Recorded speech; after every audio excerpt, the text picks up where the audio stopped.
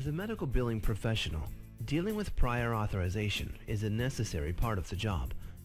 Prior authorization, also known as pre-authorization, is the process of getting an agreement from the payer to cover specific services before the service is performed.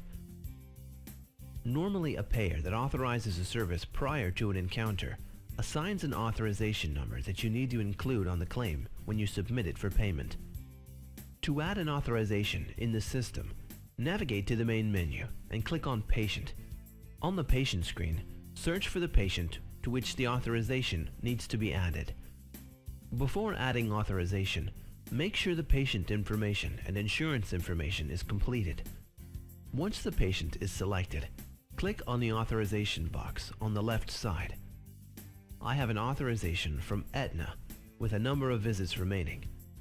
I can create a brand new authorization by clicking on the plus sign on the right. Select the type of authorization by selecting Insurance, or noted as Self-Pay or Out-of-Network. An authorization approved by the payer will be for a certain period of time, so enter the effective start date and end date of the authorization. Enter the authorization number approved by the payer in the Auth Number field. I can create a fixed amount authorization by entering the amount on the Authorized Amount field. I can say when I create an authorization that I want to auto-create a payment and post the payment. There are multiple ways to set up this authorization, and it will auto-calculate the visits. I can say there are 10 visits allowed, and it will calculate the number of visits and how many are remaining. Most importantly, you can also specify after how many visits you will get an alert. Further down, you can select certain procedures. Let's say this authorization is for certain multiple office visits.